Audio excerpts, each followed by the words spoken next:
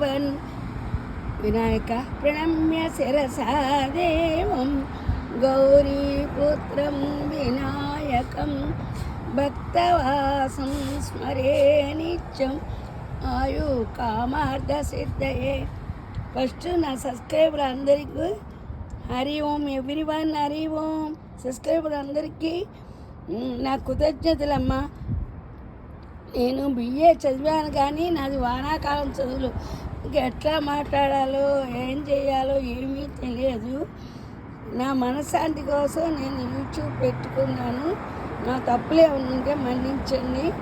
ఈ చెట్టు చూస్తే నాకేమనిపిస్తుంది తెలుసా, పూర్వకాలం ఇంత పెద్ద గుమ్మడి చెట్టుకి కాయభారం అనే పాట వచ్చింది సినిమాలో. అది ఏ పాట నాకు గుర్తులేదు, ఎందుకంటే నాకు 75 years వస్తున్నాయి కదా, జ్ఞాపకశక్తి తక్కువైంది. కానీ నాకు ఈ యూట్యూబ్ మొదలుపెట్టిన కొంచెం జ్ఞాపకశక్తి పెరుగుతున్నదమ్మా. అందుకే మీ అందరికీ థ్యాంక్స్. నాది బాగున్నా బాగుండిపోయినా 225 మంది సబ్స్క్రైబర్లు ఉన్నారు నా వెనకాలంటే హ్యాపీగా ఉంది. అది ఇష్టంతో రాని ఏదో పెద్ద ఆవిడ అని రాని ఏదైనా సరే. ఇందుకే మీకు ఒక విషయం చెప్పాలనుకుంటున్నానమ్మా. ఈ చెట్లు చూస్తే మీకు ఏమనిపిస్తుంది? ఇవి చూసారా, ఈ ఆకులన్నీ పండిపోయి పెద్దది అయిపోయినా సరే చెట్టుకి కనిపించే తల్లికి బిడ్డ భారమా, చెట్టు కాయ భారమా అన్న బాధ గుర్తుకొస్తున్నది.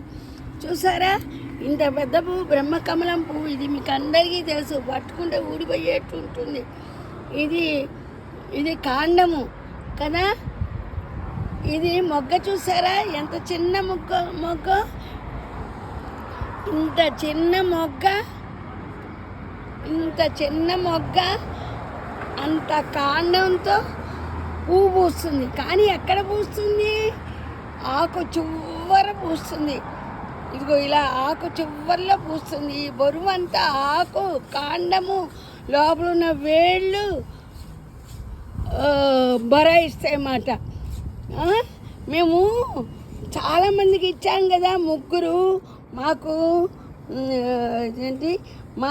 మేము ఇచ్చితే 3వ ఏడే ఒకళ్ళు పూసిన చెట్టున 4 ఆకులు ఉన్నాయి. ఇలా ఉన్నాయి చెట్టు, చిన్న ఆకులు. కానీ 3 ఏళ్ళైంది కాబట్టి పువ్వు పూస్తున్నది.